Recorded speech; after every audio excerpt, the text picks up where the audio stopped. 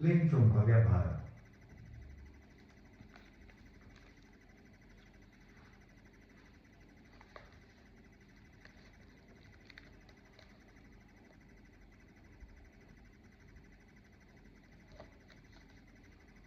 श्री चमस जी ने विमुख जीवों का अधःपतन वर्णन करते हुए उन्हें साधु पुरुषों की दया का पात्र बताया है। यथा द्विषन्तः परकायेषु स्वात्मानं हरिमीश्वरं मृत्के सानुबन्धेऽस्मिन् बद्धस्नेहा पतन्त्यधः। श्रीमद् भागवत 11:5-25। अर्थात यह शरीर मृतक शरीर है, इसके संबंधी भी इसके साथ ही छूट जाते हैं। जो लोग इस शरीर से तो प्रेम की गांठ बांध लेते हैं और दूसरे शरीरों में रहने वाले अपनी आत्मा एवं सर्वशक्तिमान भगवान से द्वेष करते हैं, उन मूर्खों का अधःपतन निश्चित है। तेनु कंप्या भवादृशाम, अर्थात वे आप जैसे साधु पुरुषों की दया के पात्र हैं। भगवान की दुरत्यया माया से पार पाने के लिए उपाय निरूपण करते हुए श्री प्रबुद्ध जी कहते हैं कि तस्मात् गुरुं प्रपद्येत जिज्ञासु श्रेय उत्तमम् शाब्दे परे च निष्णातं ब्रह्मण्यो पश्माश्रयम्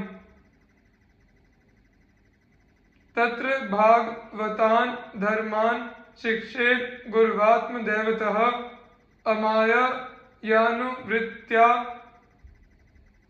येस्तुष्येदात्मा मदो हरि।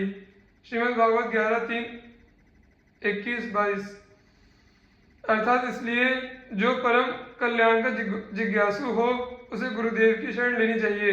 गुरुदेव ऐसे हों जो शब्द ब्रह्म वेदों के पारदर्शी विद्वान हो, जिससे वे आश्रित को ठीक ठीक समझा सके तथा साथ ही पर ब्रह्म में परिनिष्ठित तत्व ज्ञानी भी हो, ताकि अपने अनुभव के द्वारा प्राप्त हुई रहस्य की बातों को बता सके। उनका चित्त शांत हो, विशेष व्यवहारिक प्रपंच में प्रवृत्त ना हो। जिज्ञासु को चाहिए कि गुरु को ही अपना परम प्रियतम आत्मा और इष्टदेव माने, उनकी निष्कपट भाव से सेवा करे और उनके पास रहकर भागवत धर्म की भगवान को प्राप्त करने वाले भक्ति भाव के साधनों की क्रियात्मक शिक्षा ग्रहण करे। इन्हीं साधनों से सर्वात्मा और भक्तों को अपने आत्मा का दान करने वाले भगवान प्रसन्न होते हैं। संत सद्गुरु समाश्रित साधक को चाहिए कि वह स्वयं राशि राशि पापों को नष्ट करने वाले भगवान श्री हरि के महामंगलमय नामों का स्मरण करे और एक दूसरे को स्मरण कराए। इस प्रकार साधन भक्ति का अनुष्ठान करते करते प्रेम भक्ति का उदय हो जाता है, जिससे शरीर में निरंतर प्रेम के अष्ट सात्विक भाव रोमांच आदि बने ही रहते हैं। यथा स्मरन्तः स्मारयन्तश्च मिथो घोघहरं हरिं भक्त्या संजातया भक्त्या बिभ्रत्युत्पुलकां तनुम्। जो इस प्रकार भागवत धर्मों की शिक्षा ग्रहण करता है, उसे उनके द्वारा प्रेम लक्षणा भक्ति की प्राप्ति हो जाती है और वह भगवान नारायण के परायण होकर उस माया को अनायास ही पार हो जाता है, जिसके पंजे से निकलना बहुत ही कठिन है। श्री निमि जी के कर्मयोग के संबंध में जिज्ञासा करने पर श्री आविर्होत्र जी ने भगवत सेवा पूजा रूप कर्म को परम कल्याणदायक बताया है। यथा यह आशु हृदय ग्रंथिम निर्जिहीषु परात्मनः विधिनो पचरेत देवम तंत्रोत्केन च केशवम। श्रीमद् भागवत 11:3-47।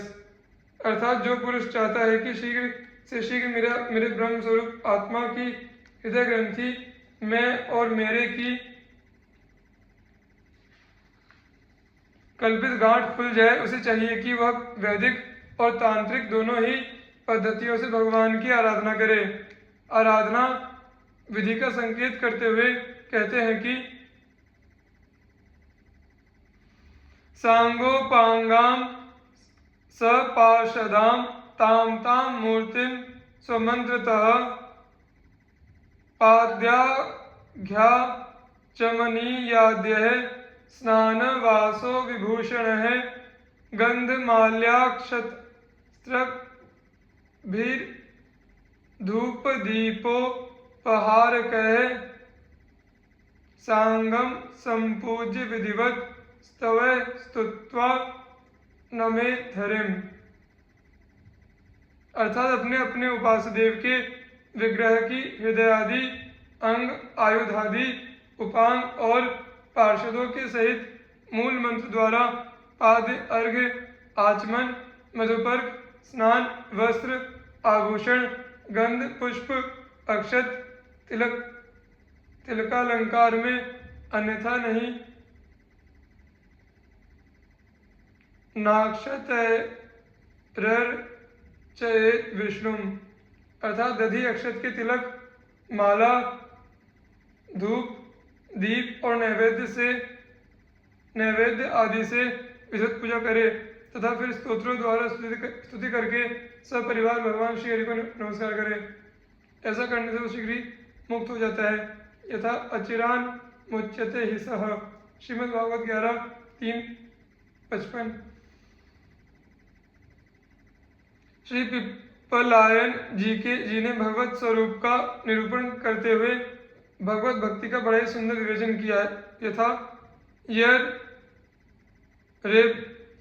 यर्हज नाभचरणै क्षणयोरुभक्त्या चेतोमलानि विदमेद गुण कर्म जानी तस्मिन् विशुद्ध उपलभ्यत आत्मतत्त्वं साक्षात् यथा मलदृशो स वित्रिप्रकाशः। श्रीमद् भागवत 11:3-40।